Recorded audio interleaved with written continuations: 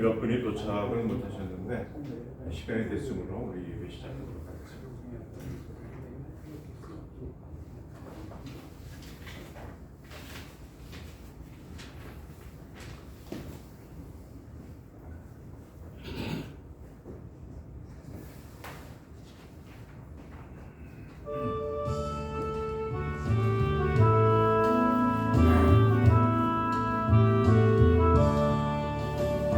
인생 살아온 길 뒤를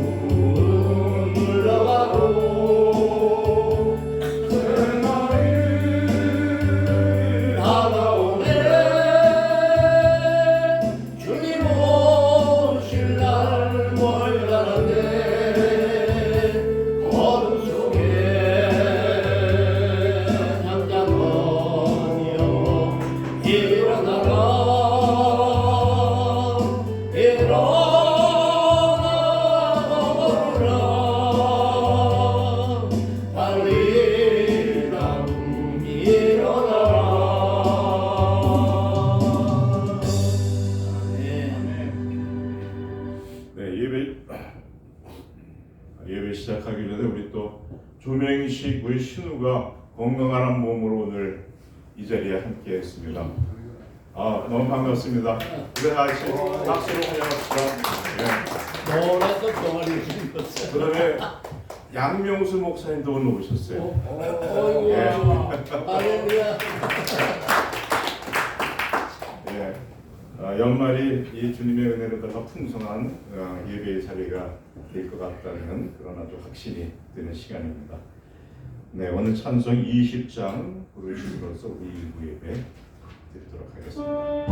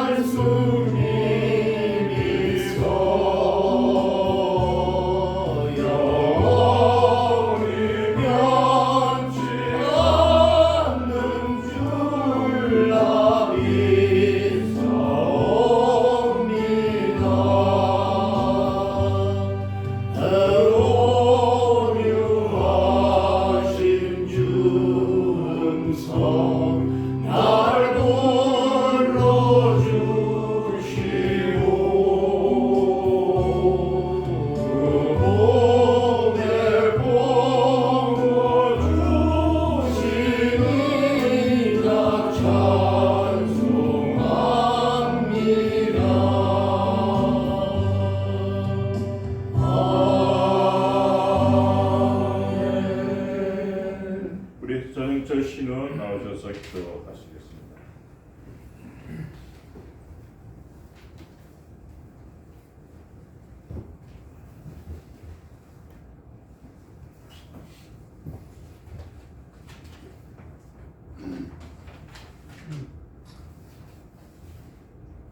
기도하겠습니다. 사랑과 은혜가 충만하신 하나님, 올 한해도 눈에 보이지 않는 주님의 손길로 지켜주시고 오늘 신우의 정기 모임에 저희를 예배 자리로 불러주시니 감사드립니다. 아멘. 그러나 저희가 감사해야 할 순간들을 지나가고 세상의 욕심과 즐거움에 매여 영적으로 깨어있지 못한 저는 못했던 지난 세월의 어리석음을 회개합니다. 말과 행동이 믿음에 미치지 못했고 주님의 마음을 생각하기보다 내 감정과 편의를 앞세웠던 죄를 용서하여 주시옵소서. 우리를 사랑하시고 우리의 사는 모습을 통하여 영광받기 원하시는 하나님, 우리의 삶 속에서 하나님의 손으로 이루신 많은 일들을 기억하며 감사를 드립니다. 삶의 공고함 속에서 힘들어할 때 잔잔한 음성으로 위로하시며 함께 걸어가자고 말씀하시는 주님, 환난의 일을 만나 어찌할 바를 알지 못할 때 우리의 필요를 이미하시고 필요한 사랑과 환경을 조성하여 주시는 주님, 그 예비하심과 인도하심 속에서 하나님을 경배하며 살아가게 하시니 더욱 감사합니다. 늘 하나님의 일을 생각하면서 믿음의 사람이 되도록 성령의 새롭게 하심과 깨끗하게 하시는 은혜를 더하여 주시옵소서. 세월과 계절은 변해가지만 언제나 변함없으시고 우리의 의지가 되어주시는 주님께 영광과 찬양을 올려드립니다. 특별히 오늘 신우의 예배를 통하여 주님과의 관계가 다시 회복하게 하시고 주님이 주시는 평안과 기쁨을 얻고 돌아갈 수 있도록 이곳에 함께하는 우리 신우의 친구들 한 사람 한 사람 기억하시고 크신 은혜를 베풀어 주시옵소서. 아멘.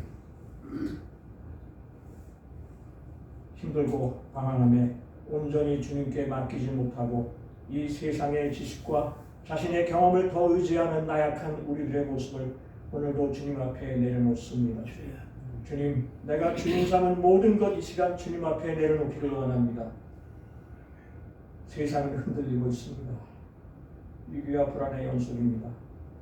세상 진리는 우리가 내려놓으면 모두 빼앗긴다고 유혹하지만 하나님의 진리는 우리가 힘겹게 쌓아올린 부와 명예, 미래에 대한 불안과 생명의 안위까지도 하나님 앞에 내려놓기만 하면 내가 비워지고 하나님으로 채워지는 새로운 삶이 우리 앞에 펼쳐질 것을 믿습니다. 오늘 이 시간 귀한 말씀을 전해주시는 최명진 목사님께 깊은 감사를 드리며 준비하신 귀한 말씀을 통하여 내 인생의 주인 되신 주님을 더욱더 깊이 알아가게 해주시고 그 말씀이 내 삶 속에서 조용한 혁명을 일으키며 주님을 닮아가는 삶으로 우리를 변화시켜 주시옵소서. 아울러 국내 유학생 선교의 진심이신 신기현 목사님의 선교 사역에도 주님의 놀라운 기적이 일어날 수 있기를 기도합니다. 우리 몸이 불편한 신우들에게도 건강을 허락하여 주시옵소서. 이 시간 기도를 마칩니다. 우리가 더욱더 주님의 말씀 위에 굳게 서서 본이 되는 삶을 통해 내 주위에 주님을 알지 못하는 주변의 친구들을 주님께로 인도하는 일에 우리 신우의 친구들이 더 많은 관심과 열심을 쏟게 하여 주시옵소서. 우리의 필요와 소용을 아시고 들어주시고 준비하여 주시는 주 예수 그리스도의 이름으로 간절히 기도드립니다. 아멘.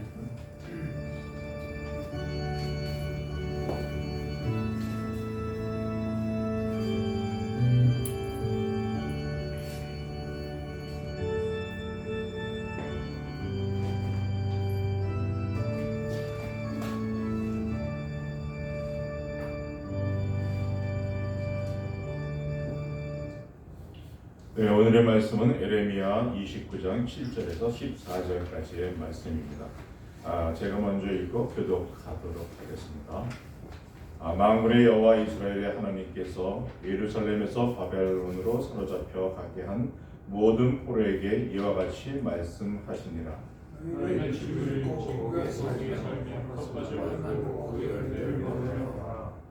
아내를 맞이하여 자녀를 낳으며 너희 아들이 아내를 맞이하며 너희 딸이 남편을 맞아 그들로 자녀를 낳게 하여 너희가 거기에서 번성하고 줄어들지 아니하게 하라.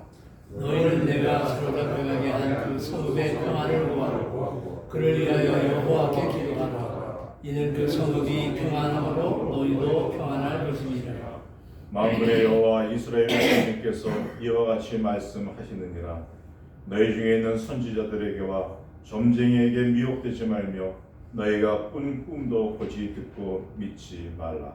내가 그들을 보내지 아니하였어도 그들이 내 이름으로 거짓을 예언함이라. 여호와의 말씀이니라.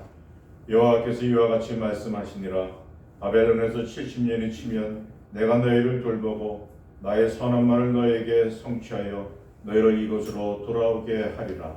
여호와의 말씀이니라.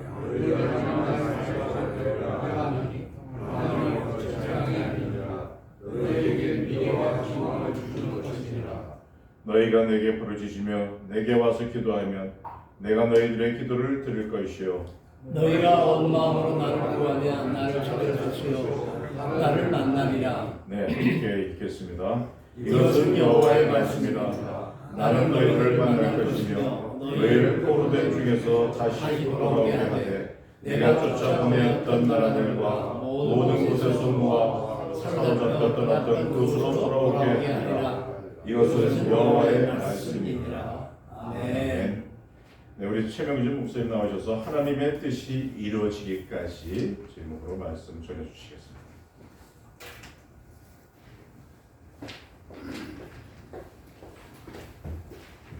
할렐루야.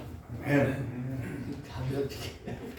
할렐루야. 아멘. 꼭 두 번을 해야 돼 우리는. 한 해가 다 지나갑니다. 올해의 마지막 예배가 되었는데 참 빨리 지나간다. 시편 90편의 모세의 말처럼 신속히 날아가나이다. 우리가 참 세월이 쏜살 같다 이런 표현하잖아요. 쏜살 같다.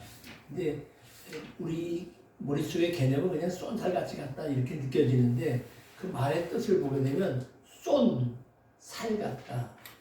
활시를 떠난 살이 쏜살같이 빨리 날아가는 거, 쏜살 같다 이렇게 보는 거죠.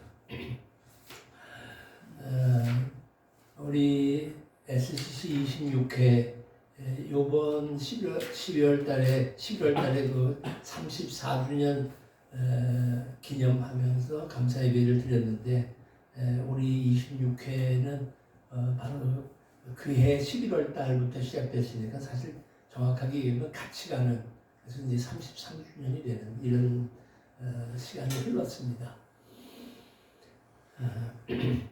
어쨌든 또 한 해가 이렇게 마무리 지어가는 이런 때에 마지막 말씀을 제가 전하게 돼서 너무 감사하고 하나님 앞에 기도드렸어요. 하나님, 또 마지막 한 해를 보내게 되는데 어떤 말씀이 증거되어야 됩니까? 하고 엎드려 기도하다가 문득 오늘 말씀의 제목인 하나님의 뜻이 이루어지기까지라고 하는 말씀이 떠올라게 되었습니다. 우리가 왜 하나님을 믿게 되었는가? 이거죠. 내가 예수를 믿겠다고 시작한 것 같은데 그렇지 않다는 겁니다. 주 예수를 믿어라. 그리하면 너와 내 집이 구원을 얻으리라. 그러니까 내가 구원을 얻기 위해서 예수를 믿어야 되겠구나. 그리고 턱 들어서서 뒤를 돌아보니까 네가 나를 택한 것이 아니요 내가 너를 택하여 세웠나니 넌 내 것이라. 이렇게 말씀하시는 거예요. 그러니까 신앙의 주체가 하나님이시라는 거죠. 그러면 하나님이 왜 나 같은 사람을 부르셨을까? 라고 하는 얘기입니다. 그리고 자녀를 삼으시고 또 동시에 당신의 파트너십을 가지고 파트너를 가지고 우리를 통해서 일을 하시는가? 이 결론은 하나님의 뜻을 이루기 위해서 하나님은 사람을 부르신다는 겁니다. 그래서 성경에 나타난 하나님의 뜻이, 하나님의 뜻 하는 이런 단어들을 한번 쭉 찾았어요. 요즘엔 너무 좋아서 컴퓨터에다가 하나님의 뜻을 따라서 찾으려니까 많이 나오더라고요. 그 많은 내용 속에서 몇 군데가 있는데 그 중에 하나가 데살로니가전서 5장 16절로 18절에 보니까 기뻐하라, 쉬지 말고 기도하라, 봉사에 감사하라, 이는 너희를 향하신 하나님의 뜻이다. 하나님의 뜻은 우리가 항상 기뻐하고 쉬지 않고 기도하고 범사에 감사하는, 이게 세 가지가 다른 것 같지만 함께 돌아가는 겁니다. 다시 말하면 기뻐할 수 있기 위해서는 늘 기도가 필요하고요. 그렇게 기도할 때 우리는 감사가 생기고, 감사가 생기니까 다시 기뻐하고, 이게 이제 계속 쳇바퀴 돌듯이 돌아가는 이 삶. 아마 이게 우리 인생의 가장 중요한 삶이 아닐까. 기뻐하고 기도하고 감사하는 삶 말입니다. 또 하나 선행 데살로니가전서 4장에 보니까 하나님의 뜻은 이것이니 너희의 거룩함이다. 거룩하게 살아가는 것이 하나님이 우리를 향한 뜻이에요. 거룩이에요. 거룩이라고 하는 것은 성경대로 얘기하면 구별됨입니다. 다시 말하면 육신을 가지고 세상에 살아도 너희는 거룩하게 살아야 된다. 구별돼서 살아야 한다. 하나님의 백성으로 살아가야 한다 하는 것이 하나님의 뜻이라고 하는 얘기입니다. 또 한 군데 있는데 그걸 보니까 요한복음 6장 40절에 있는 말씀인데 내 아버지 뜻은 아들을 보고 믿는 자마다 영생을 얻는 것이다. 영원한 생명이 분명히 우리에게 있다는 것. 오늘 현실로 끝나는 게 기독교의 삶이 아니라 저 영원한 세상에 있다고 하는 것을 분명하게 알고 살아가는 것, 이것이 하나님의 뜻이라는 겁니다. 자, 이렇게 정리를 해보니까 여러 가지 얘기들이 많이 나오더라고요. 그래서 나더러 주여 주여 하는 자마다 천국에 들어가는 것이 아니라 아버지 뜻대로 행하야만 천국에 간다 등등 하나님의 뜻대로 살아야 될 것을 성경은 우리들에게 요구하고 있어요. 여기에 하나님의 뜻을 정리를 해보니까 이렇더라고요. 먼저는 하나님과의 바른 관계를 맺으라는 거예요. 하나님은 하나님이시라는 거죠. 세상 우주 만물을 만드시고 또한 주관하시는 하나님이시라는 사실입니다. 그분이 나의 아버지요, 나의 왕 되시고 나는 그분의 양 되는 목자로서의 삶, 이런 것이 시편 100편에 나오는 얘기처럼 하나님과의 바른 관계가 우선되어지는 겁니다. 여러분 아시는 대로 아브라함을 하나님께서 당신의 첫사람으로 사용하지 않습니까? 믿음의 조상으로. 결국 그것은 뭐냐면 집과 아비와 그 모든 것을 다 내려놓고 너 나하고 관계를 맺자 하는 얘기거든요. 그게 이제 아브라함을 부르심이란 말이에요. 우리들도 하나님이 우리를 부르시는 것은 나와 관계를 맺자는 거예요. 나를 아버지로 부르고 나를 만왕의 왕으로 부르고 내가 너의 찬송의 대상자라고 하는 얘기입니다. 동시에 그로 인하여 구원을 받게 하는 겁니다. 예수 그리스도를 통해서 구원을 받으며 더 나아가 아까 말씀드린 거룩함 그리고 사랑, 정의를 이 땅에서 실천하는 삶을 살고 나아가 세상 속에서 복음의 빛을 드러내는 것, 이것이 하나님이 우리를 향하신 뜻이 아닌가 이런 생각을 하는 겁니다. 하나님은 우리를 정하시고 정한 우리를 부르시고 부르신 우리를 영화롭게 하심과 동시에 우리를 의롭다 하셔서 영화의 삶을 살아갈 수 있도록 인도하신다는 얘기입니다. 오늘 말씀의 제목이 하나님의 뜻이 이루어지기까지인데 이 본문의 내용은 이런 겁니다. 이스라엘이라고 하는 나라가 남과 북으로 갈리움을 받고 북쪽 이스라엘이 이미 아수르에 의해서 BC 721년에 멸망을 하게 되고 그리고 남쪽 유다가 조금 더 시간을 갖고 있다가 결국 바벨론에게 포로로 끌려가고 멸망을 하게 되는데 여기에는 1차 그 침공이 있습니다. 주전 605년에 1차 침공이 와서 그때 다니엘과 친구들이 포로로 끌려가게 되고요.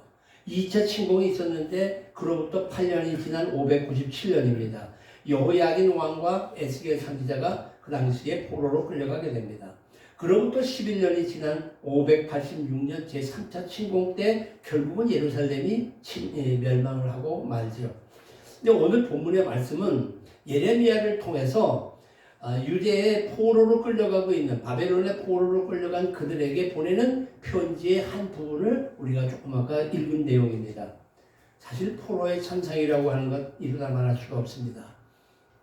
29장 1절과 2절에 보게 되면 바벨론으로 끌려간 포로 중 남아있는 장로들과 제사장들과 선지자들과 모든 백성이라는 표현이 있는데 여기에 남아있는이라고 하는 이 대목 속에서 볼 때 끌려간 포로들이 상당히 많고 이제 얼마 남지 않은 사람들이 남아있었다고 하는 얘기입니다. 결국은 죽거나 살아도 고통스러운 시간들을 보내는 겁니다. 여러분 잘 아시는 대로 시드기야 왕, 마지막 왕의 경우를 보게 되면 왕의 처지를 이렇게 기록을 하고 있습니다. 열왕기하 25장 7절에 보게 되면 시드기야의 아들들을 그의 눈앞에서 죽이고 시드기야의 두 눈을 빼고 놋사슬로 그를 결박하여 바벨론으로 끌고 갔더라. 이게 왕인데 그 왕의 아들들이 왕의 눈앞에서 죽임을 당하는 겁니다. 상상해 보실까요? 야, 이건 있을 수 없는 일 아닙니까? 고통스러운 겁니다. 차라리 내가 죽고 말지 어떻게 내 아들들이 내 눈에 보이는데 그 처참한 죽임을 당하느냐 말이에요. 동시에 자기 두 눈은 빼임을 당합니다. 차라리 빼고 죽였으면 얼마나 좋겠소. 근데 다 보게 하고 눈을 빼니 그 다음 볼 게 없어요. 자기 아들 죽은 것밖에 남은 게 없다고 눈에. 그리고 뇌사슬로 결박해서 끌고 갑니다. 이게 망한 나라의 왕의 모습입니다. 많은 포로들이 끌려가서 고통을 당한 것도 있지만 이렇게 엄청난 참상을 당하는 이런 현실, 요즘 우리나라가 망할 것 같다고 자꾸 걱정을 많이 하는데, 여러분 이 그림 아시잖아요. 뭐죠? 보트 피플이라는 거. 베트남이 망하면서 저렇게 길바닥이 아니지, 바다로 다 빠져나왔다가 결국 바다에서 죽는 이런 일들. 나라가 망하면 이렇게 되는 겁니다. 이스라엘이라고 하는 나라가 바벨론에 의해서 마지막에 포로로 끌리면서 나라가 망할 때 이 엄청난 사람들이 죽게 되고 일부만 남게 돼요. 자, 이런 과정에 이들 사이에서 두 가지가 있었을 거예요. 하나는 절망입니다. 현실을 보니 이젠 어떡할 거냐 하고 주저앉는 일일 겁니다. 그러나 또 한편에는 그래도 우리 하나님이 계시지 않냐 하는 생각 속에 희망을 갖는 겁니다. 하나님이 긍휼히 여기셔서 다시 우리를 돌이키게 하실 일이 있지 않겠느냐라고 했을 때에 하나님께서 예레미야를 통하여서 메시지를 보낸 겁니다. 그걸 우리가 읽은 거예요. 그 메시지 역시도 희망과 절망 두 가지가 다 있습니다. 여기 29장 5절과 6절에 보게 되면 하나님께서 뭐라고 예레미야에게 얘기하는가? 야, 너희들 바벨론의 포로로 끌려가는데 거기 가서 집 짓고 농사 짓고 결혼하고 애 낳고 잘 살아라 이런 얘기예요. 너희는 집을 짓고 거기서 살며 텃밭을 만들고 그 열매를 먹으라. 아내를 맞이하여 자녀를 낳으며 너희 아들이 아내를 맞이하여 너희 딸이 남편을 맞아 그들로 자녀를 낳게 하고 너희가 거기에서 번성하고 줄어들지 아니하게 하라. 비록 포로로 끌려갔어도 거기서 번성하라니. 줄어들지 말고. 야, 집 짓고 농사 짓고 결혼하고 잘 살라는 거예요. 다시 말하면 바벨론의 삶이 오래 될 것이다 라고 하는 예고입니다. 어쩌면 돌아갈 희망조차 뺏는 일이 아닐까, 이렇게 볼 수 있겠죠. 아마 생전에 고향 땅 밟아보지 못할 것이라고 하는 절망을 그들은 느꼈을 거라는 거예요. 그러나 또 한편에 희망도 있어요. 여기 14절의 말씀을 보게 되면 돌아오게 하겠다는 겁니다. 그곳으로 돌아오게 할 것이다. 돌아오는데요. 어떻게 돌아오냐? 10절에 보면 뭐라고 얘기하는가 하면 70년이 차면 내가 너희를 돌보고 나의 선한 말을 너희에게 성취하여 너희를 이곳으로 돌아오게 하겠다. 야, 돌아오는 것까지는 좋은데 70년이라면요. 한 살에 끌려갔으면 70이 돼서 돌아오는 겁니다. 적어도 10살에 끌려가서 의식을 할 정도가 됐다면 70년 지나게 되면 그건 의미가 없는 겁니다. 그렇지 않겠어요? 그리고 30살에 끌려갔으면 100세가 넘었으니 죽으라는 거예요. 뭐 70년, 말은 70년, 희망은 희망이긴 한데 너무 멀리 있는 거란 말이에요. 희망 아닌 희망이겠죠. 자, 여기에 대해서 당시에 포로로 끌려갔던 백성들은 반응을 합니다. 야, 예레미야가 편지를 보내왔는데 하나님이 우리에게 이런 메시지를 줬어. 야, 집 짓고 잘 살라고 하는 얘기도 있고 돌아오게 하겠다는 얘기도 있어. 희망도 부풀고 즐거움과 기쁨도 있었을 거예요. 그러면서 그들은 하나님의 뜻, 그것이 때가 돼서 이루어질 때까지 우리 기다려보자 하고 기다리는 얘기를 하는 거예요. 요즘 우리가 기다림의 절기 가운데 있잖아요. 왜 여기 불 안 켰냐? 초를 켜야 되는데 아마 교회에서 다 켜졌죠. 4개의 초에다 불 켜면서 두 번째까지 이제 초에 불 켰는데 4개의 초에 불을 다 켜고 나면 그러면 이제 성탄절을 맞게 됩니다. 그걸 소위 대림절 혹은 대강절 이러는데 기다림의 절기입니다. 성탄을 기다리기도 하지만 또 하나는 다시 오실 주님을 기다리는, 우리도 지금 다시 오실 주님을 기다리고 있는 거 아닙니까? 이들은 지금 되돌아갈 날을 기다리고 있는 기다림이 있단 말이에요. 자, 하나님의 뜻이 이루어지기까지 하나님의 때를 기다려보자는 겁니다. 자, 그런 가운데에도 또 한편의 사람들은 선동을 합니다. 아니, 그렇게 오래 가지 않아. 하나님이 우리를 이렇게 70년씩이나 두고 우리 눈에서 이 일을 못 보게 하신다고? 아니, 절대 그런 일 없어. 그러면서 선지자 가운데 거짓 선동을 하는 사람이 나옵니다. 예레미야 28장 1절에서 4절에 보게 되면 읽겠습니다. 그해 곧 유다 왕 시드기야가 다스리기 시작한 지 4년 5째 날 기브온 악줄의 아들 선지자 하나냐가 여호와의 성전에서 제사장들과 모든 백성이 보는 앞에서 내게 말하여 이르되 만군의 여호와 이스라엘의 하나님이 이같이 일러 말씀하시기를 내가 바벨론의 왕의 멍에를 꺾었느니라. 왕의 멍에를 꺾었대요. 내가 바벨론 왕 느부갓네살이 이곳에 빼앗아 바벨론으로 옮겨간 여호와의 성전 모든 기구를 몇 년 안에? 2년 안에 다시 이곳으로 되돌려 오리라. 내가 또 유다의 왕 여호야김의 아들 여호야와 바벨론으로 간 유다 모든 백성을 다시 이곳으로 돌아오게 하리니 이는 내가 바벨론의 왕의 멍에를 꺾을 것임이라 여호와의 말씀이라 하시니라. 이거 또 하나님의 말씀이라고 얘기하면서 바벨론 왕의 멍에를 꺾어서 2년 만에 모든 성전 기구로 돌아오게 한다는 얘기를 들으니 얼마나 흥분하겠느냐고요. 그러나 우리는 이 내용을 아시잖아요. 하나는 거짓 선지자였습니다. 그 거짓으로 백성을 선동하고 그리고 그는 그의 채로 죽었습니다. 여기에 대하여 8절과 9절에 보게 되면 뭐라고 얘기를 하느냐. 하나님께서는 그 말 미혹하지 마라. 그거 꿈도 거짓듣지 말고 믿지도 말라. 그건 내가 보낸 거 아니야. 하나님은 분명히 내 이름으로 거짓을 예언합니다 라고 말씀하고 있다는 거예요. 우리가 힘들고 어려울 때에 이런 기쁨의 소식을 들으면 솔깃해서 그걸 따라가기가 쉬운데 그렇지 않다는 거예요. 요즘 우리나라가 어렵고 힘들 때 강화문 바닥에서 우리가 이겼습니다.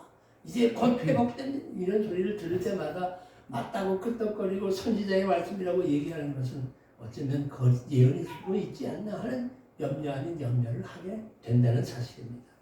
자, 보세요. 그때의 백성들이 할 일이 무엇인가 하는 겁니다. 누구의 말을 따라야 되는 겁니다.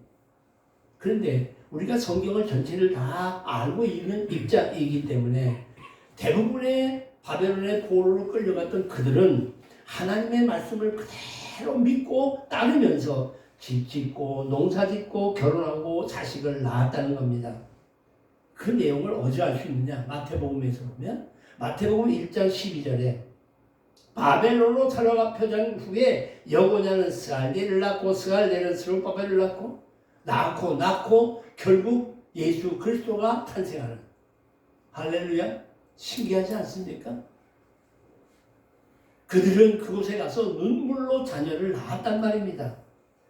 말씀하신 대로 정확하게 70년이 됐을 때 그들은 돌아왔습니다. 희한한 일이 벌어졌습니다. 역대하 36장 22절과 23절입니다. 생각밖의 고레스라고 하는 파산나라 이 왕이 일어나게 되고 이 파산나라 왕이 결국은 바빌론을 다 망가뜨리고 그리고는 너희들 빨리 가서 성전 지어라. 그리고 하나님 섬겨라. 예루살렘 성전 건축해라. 라고 보내게 됩니다. 이때가 주전 536년이니까 느부갓네살이 바벨론의 왕 느부갓네살이 이스라엘에 와서 침공한 605년으로부터 계산해 보면 꼭 70년 만에 이 일이 이루어졌다는 얘기입니다. 이런 일들이 어떻게 가능했느냐? 여기 보게 되면 29장 12절과 13절에 이야기합니다. 너희가 내게 부르짖으면 내게 와서 기도하면 내가 너희의 기도를 들을 것이고 나를 구하면 나를 찾을 것이고 나를 만나게 될 것이다. 그들은 70년 동안의 세월 속에서 하나님 향한 기도가 있었다는 겁니다. 물론 그들이 왜 이런 고통을 당했고 나라를 빼앗기는 고통을 당했느냐라고 했을 때 그것은 다름 아니에요. 하나님의 진노를 샀기 때문에 하나님을 거역하고 하나님의 진노를 샀기 때문에 그런 수모를 당하고 그런 고통을 당했다고 하는 얘기입니다. 오늘 우리 상황을 볼 때에 무관하지 않습니다. 오늘 우리 상황 하나님의 은혜를 망각하고 죄를 지으며 바벨탑을 쌓습니다. 한국교회가 사람들을 불러 모아서 크게 교회를 짓고 그리고 돈이 나오면 교육관을 짓고 사회관을 짓고 그래도 돈이 모여지면 산을 사서 교회 묘지라고 만들어가기 시작했던 게 얼마 전 한국 교회의 행태입니다. 그런 현실 때문에, 그런 일들 때문에 오늘 우리가 이런 어려움을 겪는 게 아닙니까?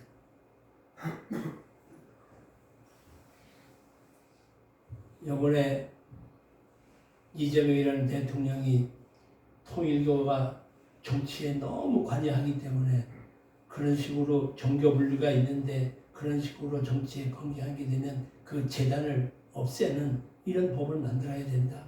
일본에서 그런 일을 했다. 그래 우리도 그렇게 해야 된다. 라고 이야기하고 있어요. 그게 통일교니까 우리는 속으로 아유 이단이니까 그렇게 해서 없어져도 좋겠다 하고 마음을 먹을는지 모르지만 그 화살이 우리한테도 올 수 있는 겁니다. 기독인들 저것들이 정치에 너무 관여하니 안 된다. 저거 다 재단 없애버려라. 한다면 어떡하시겠습니까? 지금 조금씩 발을 들여가면서 교회를 무너뜨리고 있는 이런 모습들을 볼 때 너무 안타깝다. 그런데도 불구하고 교회는 여전히 앉아가지고 내개강 같은 평화 찬송을 부르면서 교회 안에 평안이 있습니다. 곧 하나님이 우리에게 은혜를 주십니다. 기도만 하면 하나님 들으십니다. 그러니 여러분 전부 정말 우리 자신을 바라보면 너무 안타깝게 이럴 때가 없다.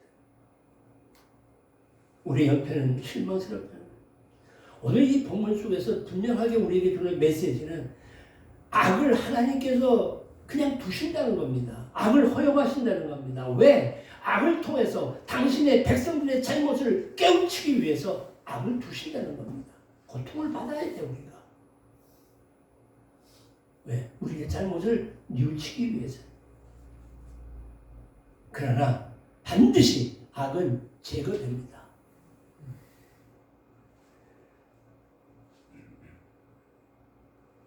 한국 교회가 자꾸 무너지게 된 이유는 강단에서 하나님의 메시지가 전파되는 것이 아니라 강단에서 인문학적 설교를 합니다.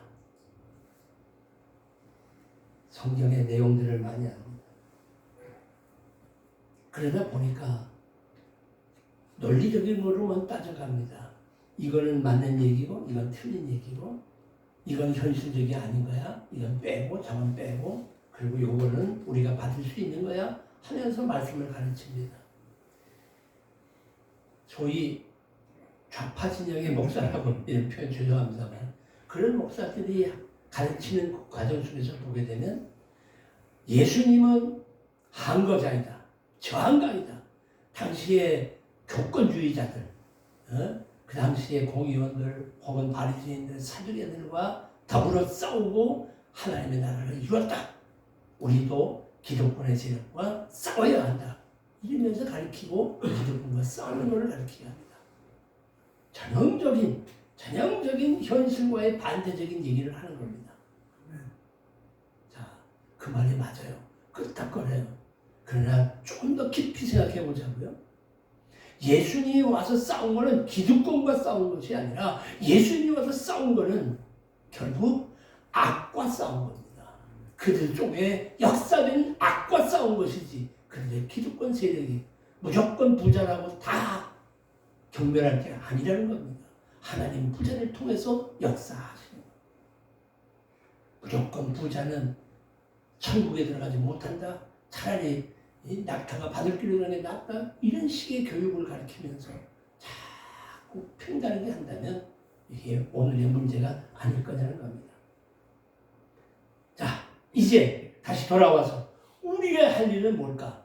우리의 할 일은 사랑으로 인내하며 기도하는 것밖에는 없다는 겁니다. 여기 12절, 13절 다시 한번 우리 한번 같이 읽을게요. 시작. 너희가 내게 부르짖으면 내게 와서 기도하면 내가 너희들의 기도를 들을 것이고 너희가 온 마음으로 나를 구하면 나를 찾을 것이요 나를 아멘. 머리가 좋은 사람들은 기도가 부족합니다. 기도하는 시간에 머리를 굴리고 앉아 있으니까요. 그리고는 눈을 감고 이것도 기도입니다 라고 생각합니다. 우리 다시 한번 기도에 대한 생각을 하고 무릎을 꿇고 기도하는 시간을 가져보시자고요. 1년에 일독하는 것 너무 감사해요. 사실 맨날 일독도 한 번도 못 해본 일이 많거든요. 창세기부터 맨날 시작하지만 요한계시까지 가지 못하는데 그래도 우리가 이렇게 일독씩 하고 있다는 거 얼마나 감사해요. 그렇다면 하루에 우리 한 5분이라도 10분이라도 무릎을 꿇고 하나님을 엎드려서 하나님 하고 기도하는 시간을 가져보는 건 어떨까요? 매일같이 기도하시잖아요. 아마 여기 오시면서도 오늘 날 춥지만 잘 가게 해주세요. 기도하고 출발해서 여기까지 오실 줄 알아요. 또 가실 때도 그렇게 기도하실 거고요. 앉아서도 기도하고 서서도 기도하고 말하면서도 기도하고 기도하실 거라고. 그러나 진정으로 무릎을 꿇고 하는 기도를 얼마나 하고 계시느냐 하는 겁니다. 다시 마지막 부분을 상기해 보겠습니다. 성경에 나타난 하나님의 뜻은 하나님과의 바른 관계를 맺고 예수 그리스도를 믿어 구원에 얻으며 거룩한 사랑의 정의를 실천하는 삶을 살고 세상 속의 빛을 드러내는 삶입니다. 이러한 일들을 실현하기 위해서 우리 26회 동참 모두가 정말 우리 26회 안에 아직도 주를 모르는 사람 너무 많지 않습니까? 그들 하나면 그래도 내년에는 이제 우리 여기 뭐 다 각본에 짜인 거 같던데 노상균 검사가 저기 변호사가 이제 회장이 되시는 것 같은데 안 믿는 놈 26개 안 믿는 놈 한 놈이라도 이게 좀 앉혀놓고 같이 예배 좀 드렸으면 좋겠어. 네? 저놈 좀 꼭 데려다 여기 앉혀놓고 12번 있으니까 거기 8월달 없으니까 11번이니까 11명이라도 좀 앉혀놓고 내년 2026년에는 11명이라도 예수 믿게 했습니다 라고 하는 말을 듣기 위해서 26개 동창회가 있는 거 아니겠느냐. 제가 SCC 회장이 되면서 사실은 여러분들의 의견들 들으면서 이제 여기까지 하고 멈추자 하는 마음을 가졌어요. 그런데 그때 총회 때도 제가 말씀드린 대로 엎드려 기도하 보니 서울고등학교라고는 이 엄청난 재원, 그죠? 이 엄청난 힘, 이걸 가지고 충분히 오늘 한국 교회를 위해서 그리고 이 사회를 위해서 뭔가 할 수 있는 일이 분명히 있을 것이라고 하는 확신을 가지고 저는 다시 새롭게 시작하려고 합니다. 사랑하는 여러분, 함께 우리 힘을 내서 우리가 이 주어진 주의 사명을 잘 감당하는 저와 여러분 되기를 주의 이름으로 축원합니다. 기도하겠습니다. 거룩하신 하나님 아버지, 6.25 전쟁의 폐허가 채 가시지 않았던 1955년 가난과 불확실로 둘러싸였던 그 시대에 저희들을 이 땅에 보내주시고 어려운 환경 속에서도 인류 서울고등학교에서 배우며 성장하게 하신 하나님의 은혜를 참으로 감사드립니다. 시시때때로 돕는 은혜로 먹을 것과 입을 것을 공급해 주시고 또한 저희들 이와 같은 자리에서 부족하나마 이 나라의 산업화와 민주화의 격변을 지날 때 우리에게 주신 사명들을 최선을 다해서 이 땅에 이루게 하시니 참으로 감사합니다. 그럼에도 우리나 이 엄청난 은혜를 망각한 채 자행자재하며 덧없이 살아왔음도 고백합니다. 어리석고 미련하고 나태한 저희들을 용서하여 주시옵소서. 주님, 이제 저희가 어느덧 70 초반의 언덕에 서 있습니다. 이제 남은 시간 덤이 아니라 주께서 다시 맡기신 사명의 시간임을 고백합니다. 저희의 남은 생이 흐드러지지 않게 하시고 원망과 후회를 채우지 않게 하시고 세상이 흔들려도 믿음의 중심을 잃지 않도록 저희들을 붙들어 주시옵소서. 주님의 뜻이 이루기까지 교회와 다음 세대 흔들리는 이 나라를 위해서 기도하는 저희들 되게 하여 주시옵소서. 건강을 붙드시고 허락하신 날까지 주님의 뜻을 이루는 도구로 저희들을 사용하여 주시옵소서. 나의 부족함을 주님께 맡깁니다. 주님, 우리 모두가 다 잘하였다 착하고 충성된 종이라 칭찬받는 남은 삶을 살아갈 수 있도록 우리의 사명을 감당하고 살 수 있도록 은혜와 복을 나리워 주시옵소서. 예수님 이름 받들어 기도하옵나이다. 아멘.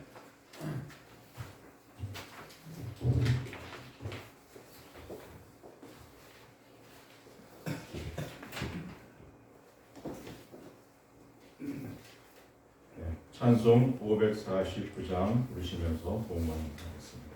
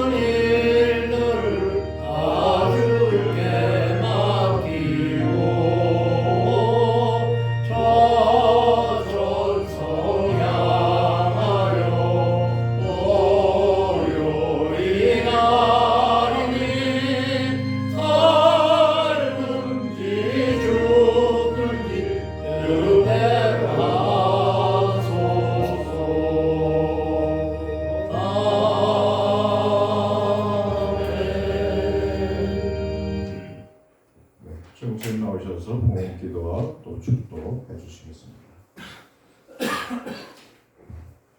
사랑의 하나님, 오늘 저희들 주의 주신 은혜를 기억하고 또 우리에게 베푸신 그 모든 사랑을 생각하며 아버지 앞에 정성을 올려드립니다.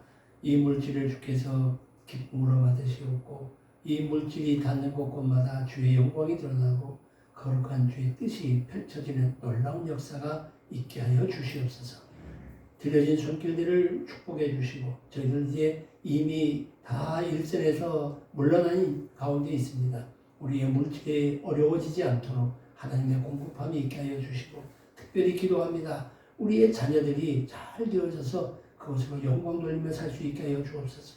저희들을 믿게 하셨던 불러주셨던 그 하나님의 사랑이 우리의 자녀들, 우리의 손주들에게까지 이루어져서 그들이 하나님을 믿고 믿음의 아름다운 계대가 이루어지게 하여 주시옵소서. 아직 짝을 찾지 못한 우리의 아이들도 있습니다. 하나님 좋은 짝 채워서 가정을 이루게 하여 주시어서 하나님의 거룩한 뜻을 이루어갈 수 있는 우리의 가문, 우리의 가정이 되어지게 하여 주시옵소서. 우리에게 건강 주셔서 하나님 원치 않는 질병으로 고통받는 내 사랑하는 친구들이 모든 자리에서 툴툴 털고 일어난 강건함으로 함께 어깨를 나누며 우리에게 주신 사명 감당하는 모두가 되어지도록 그 병석에서 일으키시는 하나님의 역사가 있게 하여 주시옵소서. 우리에게도 같은 은혜를 베풀어 주시며 함께하지 못한 믿음의 식구들에게도 더 큰 은혜로 함께하여 주시옵소서. 주님께 일일이 다 구하지 못한 것까지라도 필요를 따라서 있어야 될 은혜를 가정 행하는 일들 속에 그리고 또 남은 시간 속에 나누어 주시라 믿사옵고 감사하며 예수님의 이름 받들어 간절히 복을 빌어 기도 올리옵나이다. 아멘. 이제는 길이요 진리요 생명 되시는 우리 구주 예수 그리스도의 크신 은혜와 아버지 하나님의 크고 놀라우신 사랑과 성령님 감화 감동 인류교통 내주 역사하심이 오늘도 주님 앞에 나와 예배하며 믿음으로 새로운 결단을 이루는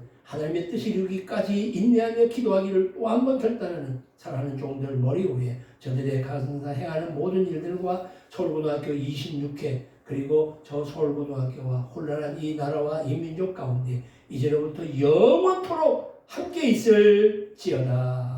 아멘.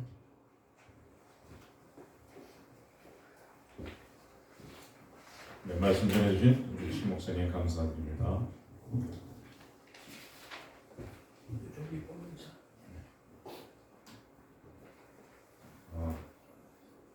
먼저 광고 말씀드리도록 하겠습니다. 오늘 이 1부 예배가 끝나고 나면 우리 사진 촬영하고 2부에는 총회 시간으로 진행을 하겠습니다.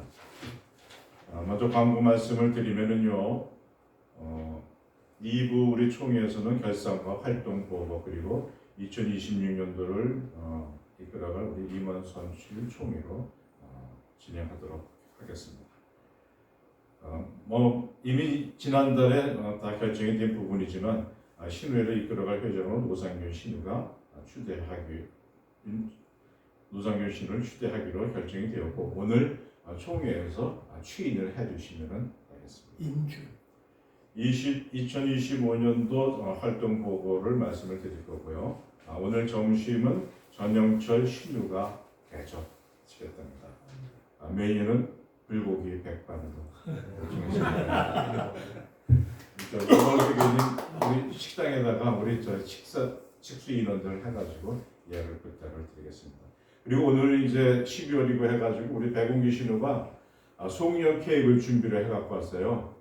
그래서 이것을 여기서 우리가 나누려다 보니까는 아무래도 이 그릇을 나중에 우리가 설거지도 해야 되고 좀 불편이 있어서 우리가 식사 후에 거기서 케이크를 함께 나누는 시간을 갖도록 하겠습니다. 우리 백운기 신의 그 아주 기특하고 갸륵한 박수 한번 좀. 예, 그리고 참 반가운 얼굴들 우리 맹식 신우 어제는 잠바도 그냥 아주 화사한 색깔로 바꿔서 입고 오셨는데 참 보기가 좋습니다. 한 2달 만에 보니까 너무 건강한 모습이 보기 좋고요. 우리 말없이 건강 관리하고 들어간 강대영 신우 그동안에 소리 소문 없이 요양소에 가서 거의 한 달간 금식을 하면서 건강을 관리하고 돌아왔습니다. 얼굴 빛이 이제 환해진 것 같은 그런 느낌입니다. 반갑습니다. 할렐루야. 그리고